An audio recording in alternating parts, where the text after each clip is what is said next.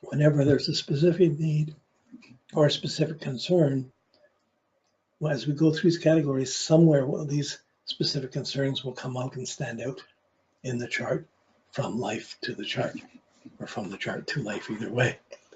So his moon is in Taurus. That's the daylight is increasing, daylight is greater. This is the springtime. The moon is your need to feel secure, your feelings of security. It's your memories, it's your dreams, it's reflections, it's how you reflect on things, and what makes you feel secure, how you deal with reflections. So being in Taurus, he's going to be evaluating, do I like this, I don't like it. He's going to be reflecting what he likes or what he doesn't like, when he was wanted, when he wasn't wanted, when he loved something, when he hated something.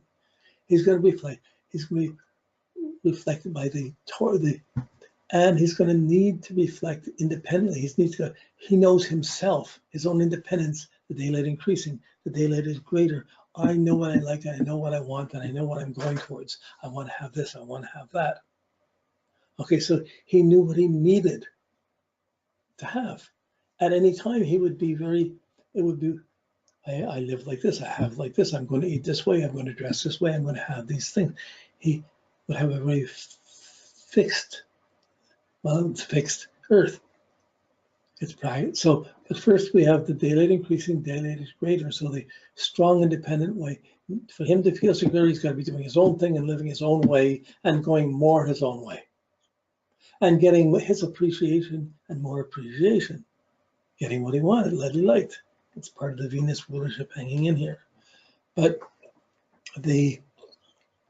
it's a feminine sign. It's reflective. It's not projective. So this is, the feelings are being measured, practical earth. This is comfortable, this is not comfortable, this is nice, this is not, I'm being paid for this, I'm not being paid for this. I have the money, I want to have the things I want. It's reflecting on what's practical. It's reflecting on how independent am I, how independently secure am I, the daylight increasing, daylight is greater. And it's reflecting on that. So those two themselves are momentum. It's a momentum toward living my way. I know what I like. I know what I want. I'm going to live like this. I'm going to do this. I'm going to do that. And then it's reflecting and measuring. Taurus has a judgmental side. This is good. This isn't good. I like this. I don't like this. This is comfortable. This isn't comfortable. I like living there. I don't like living there. I have these memories that I like and memories that I don't like. What I wanted, what I didn't want.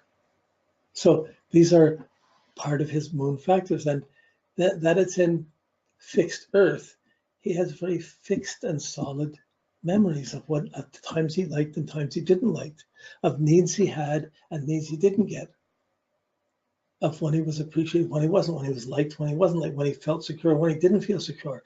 These things would be very fixed and stable in his life. It would be very clear for him to go back into memories and past and the visions and reflect on things and have very physical, clear images and pictures of things and memories of what happened.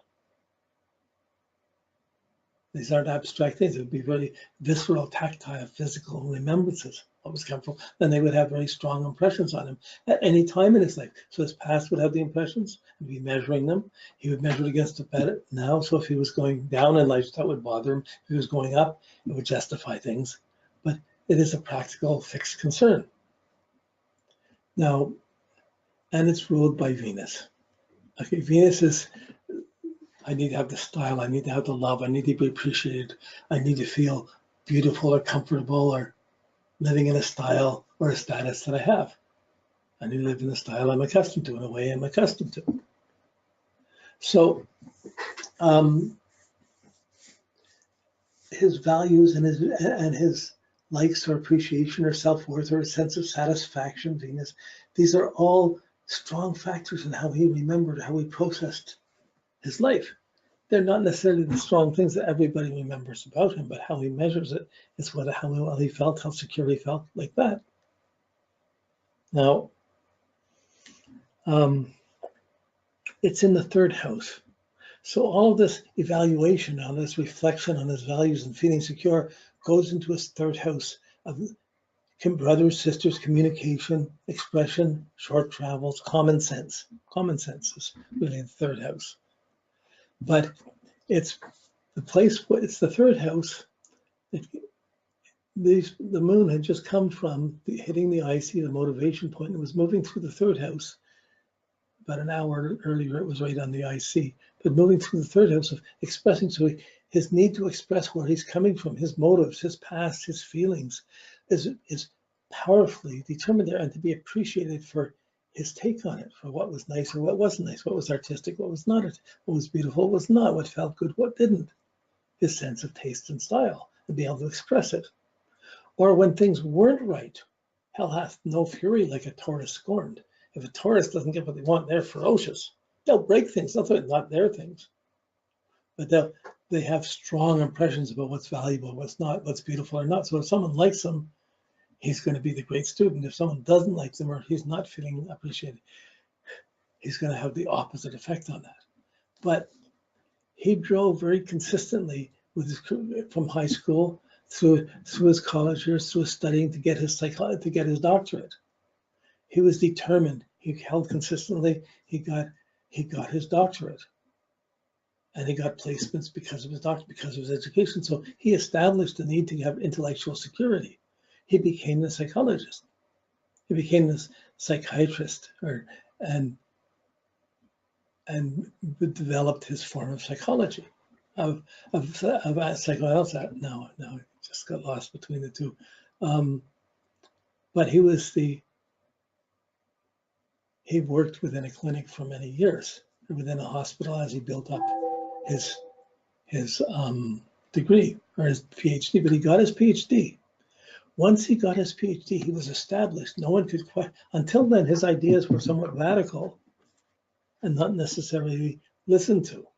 His ideas of synchronicity and things were not necessarily.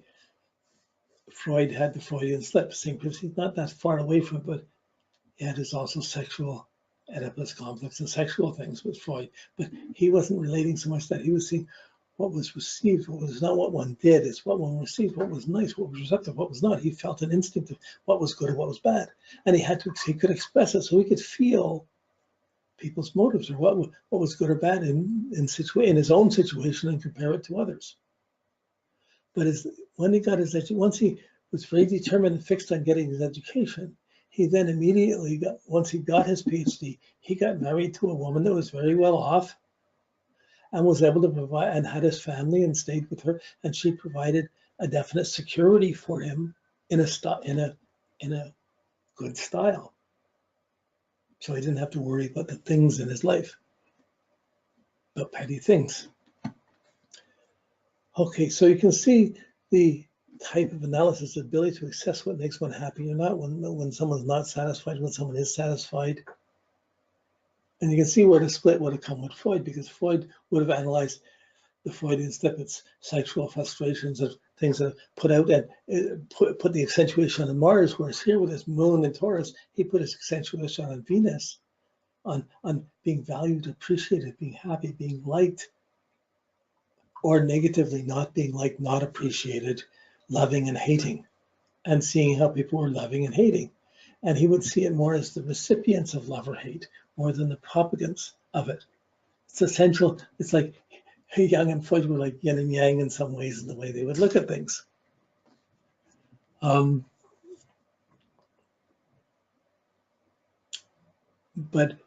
Jung being practical, for studying and learning, he studied from Freud. He learned, he was a good student, he was backing up his studying from, he learned the things he needed about psychotherapy, but analysis around it, even though he had his own way of understanding that's different than the Freudian, than the sexual complexes of Freud. The two together are brilliant, but anyways, I'm just projecting, making some associations. As you're going along, you see things, they connect out into life. This is the archetype. This is the main core of the moon in Taurus in the third house.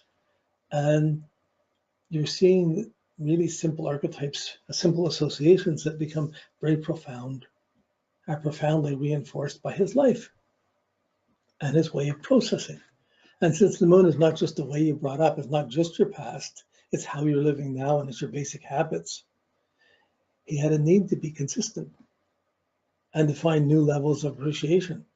And the minute he wasn't being appreciated, he would avoid it, he would move away from it, he would get contempt for it and move away from those things. Now, okay. When we look at his aspects, the